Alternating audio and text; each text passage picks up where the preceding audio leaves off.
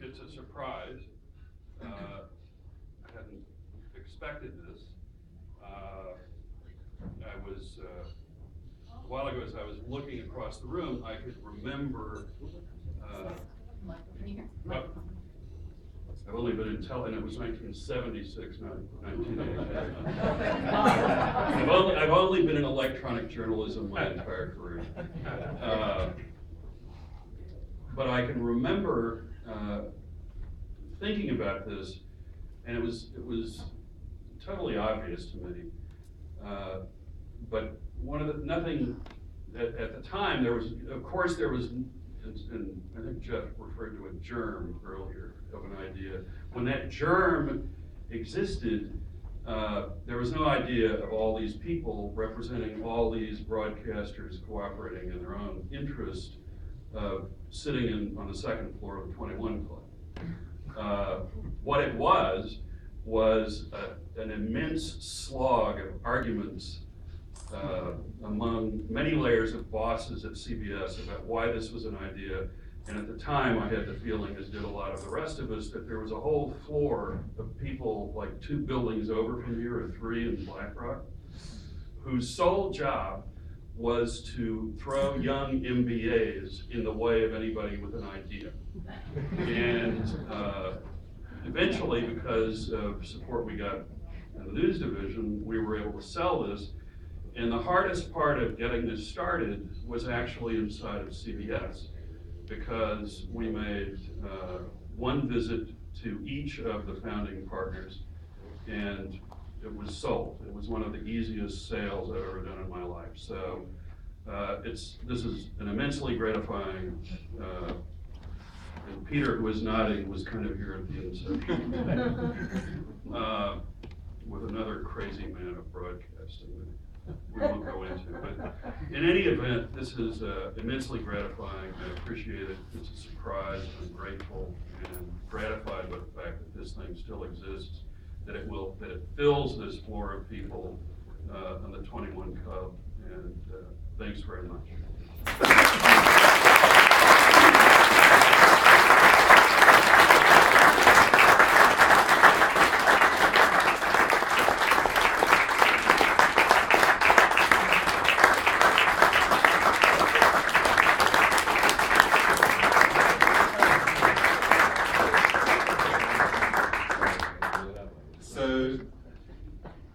There's no one better to talk about this time, 1993, 1994, talk about John and about how all this came up, than a certain individual called Marcy McGinnis.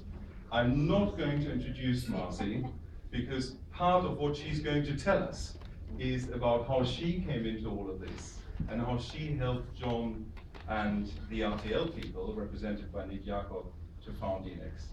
Marcy, we're very happy that you're here.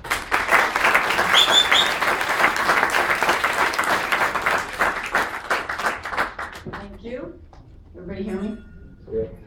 So first of all, I want to thank Henning for inviting me to be the speaker at this event. I was so flattered when he called to ask, because first of all, I was flattered that people would even remember me, and to be at 21 with all of you is just such a pleasure. And like John, I'm thrilled that this organization has grown and sustained itself for all these many years. So it brings me to how did it all begin? So John claims it's the easiest thing he ever did. So here's the deal. I went to work for John Frazee in 1987.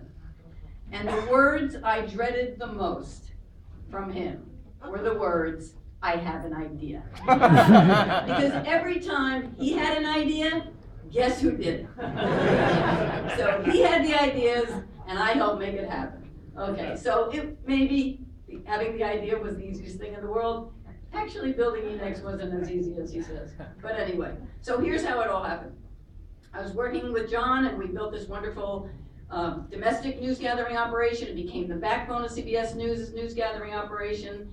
We grew it from an office of about 25 people to an office of 100 with 12 regional offices around the country. and a highly successful and fabulous news gathering enterprise. And as John said, it was the next idea was, why don't we do it in Europe?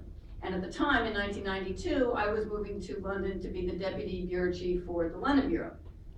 And John and I had been talking about this idea, and so I went to the president of CBS News, Eric Ober, and I told him that I wanted an additional title on my business card. That in addition to being the deputy bureau chief, I wanted to be called the director of Newspath Europe, because I was going to be trying to build this business, and deputy bureau chief kind of didn't cut it with dealing with business people. So Ober claimed, he accused me of just wanting more money, and what's wrong? I'm not giving you any more money. I said, I don't want any more money. I just want a title on my business card. So he said, okay. And he said, but you're not gonna be able to do this anyway. It's not gonna work. So that's sort of like waving a red flag in front of me when somebody says it's not gonna work and you're not gonna be able to do it. So you kind of like watch me. So I went over to Europe with this, with John's idea, and started to kind of, talk about it, went to see people at Sky and that sort of thing. And I had told the folks back in New York what I was doing, and I got a phone call one day from Bill Felling, who's sitting over there next to John, and he said to me, I don't know what you're doing over there, but I met a guy who claims he's building some KU trucks for some company in Brussels. And I don't know, here's his name, here's what he's doing, and whatever. So I take it, it's some company called VTM, which I had never heard of. Sorry, at the time I hadn't heard of them. I grew to love them. So I called this guy, and he says, yeah, I'm building some KU trucks for VTM in Brussels. So I said, oh my God. So I call up, I just took my book of broadcasters, and I called up Cole, and I get this news director, her name is Gabby Fayarts.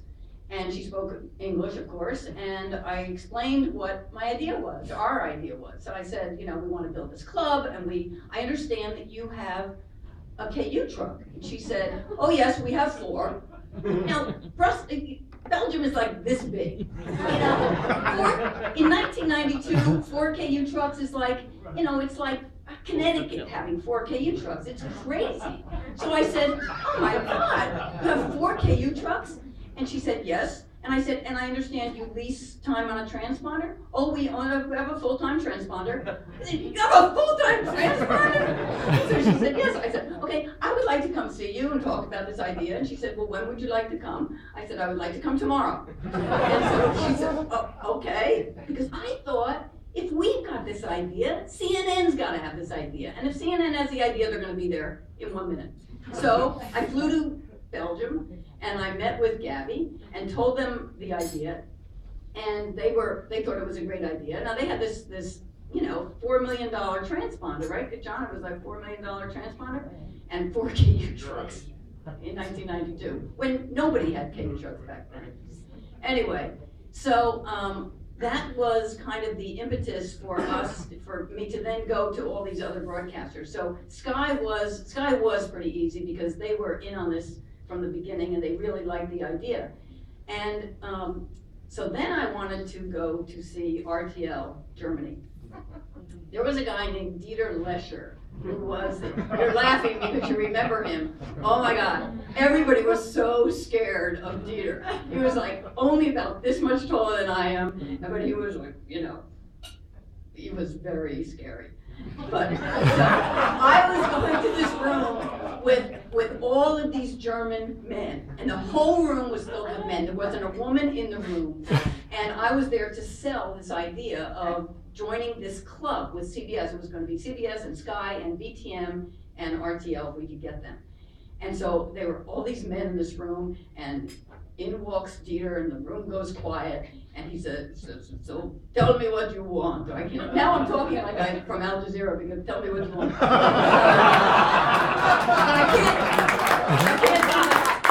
can't do my German accent, because now I'm used to doing my Arabic accent. So he says, in his German accent, tell me what you want. And so I go into this full, what Frazee calls a full Marcy, and I'm like, oh my God, we're gonna do this, we're doing the satellite and up and down, and then we're gonna trade video, and we're gonna do all, and I just go, I go on and I sell it, all right? I'm selling it. And he looks up after I'm finished, and he slammed his hand on the table and he goes, "We're in." And he storms out and he goes out of the room and the door closes and all those men were like, "Oh my God." So we got RTL.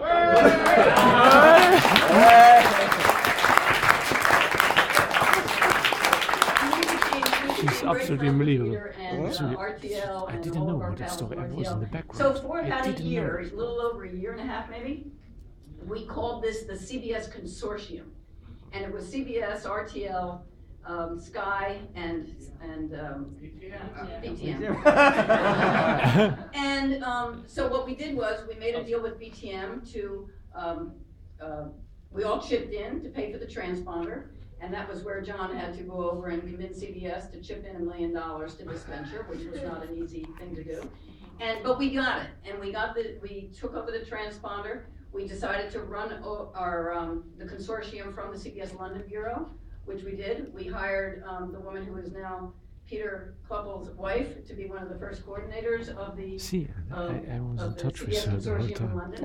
And we ran it for about a year and a half. all In the the story in the meantime, while we background. were running the When I was there consortium in and sharing Brussels. video It's among each other unbelievable. and sharing facilities and each other's uplinks and, being able to just feed out of Sarajevo for like no money because, we had this transponder.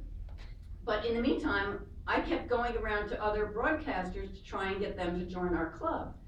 And every time I would go to some broadcaster, whether it was M6 in France, or it was NTV in Russia, or it was somebody in Madrid, they would say to me, "Oh, do you know Nick Jacob? Because he is doing the same thing." And I said, "Who is this guy, Nick Jacob, who keeps wanting to do the same thing and wants these members to be in his club, and I want them to be in my club?"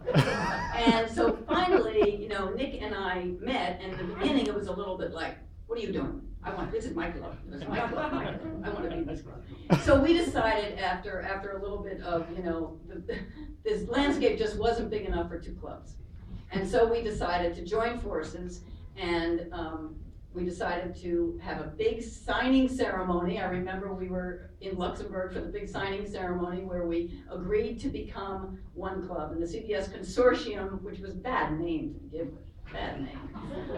CBS Consortium, the name went away, and ENEX was born, and it stood for, at the time, European News Exchange, which now that now it has grown to include members from outside the European footprint, is now just called ENEX, is my understanding. So that's the kind of the way it started to be born. Nick had about 9 members. We had 4 big members, and so we each had something the other wanted, and so it was a natural thing for us to join forces and become ENEX. And so when we first started and moved the headquarters to Luxembourg, we only had 13 members. But year by year and trip by trip with that crazy Nick Jacob with the smoking and the he spoke 8 million languages. He spoke do you think the Pope spoke a lot of languages?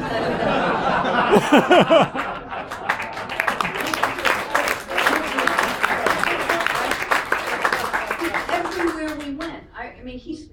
Everywhere we went. I remember we landed in Madrid, and I said, "Don't even tell me. You speak Spanish, German, and Luxembourg, and French, and Italian, and English, and Dutch, and Spanish, and Italian. Forget about it." So, but it was great. It was great traveling with him, except for the smoking.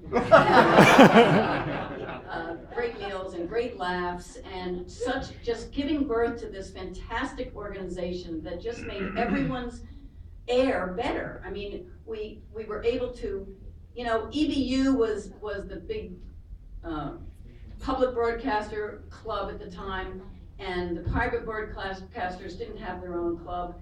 And we came along, and we were able to bring everybody from the private broadcasters together, and everybody had such great ideas, and they were all technologically advanced. It was so much, it was just really fun and great and new. And I'm just so proud that it has grown from those 4 members on our side and 9 members on Nick's side, and we grew into this now, about to be 42 members. And I'm sure still growing, because now that you're not reliant on that European transponder, and that you can now go into Central America and South America and places that the European transponder didn't cover, obviously. So I'm extremely proud to have been part of the beginning of this organization.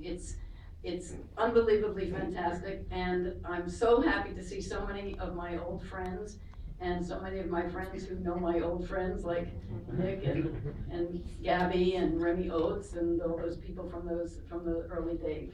So thank you for having me, and thank you for listening to my crazy story, and good luck to everybody, and I hope Al Jazeera America becomes a member.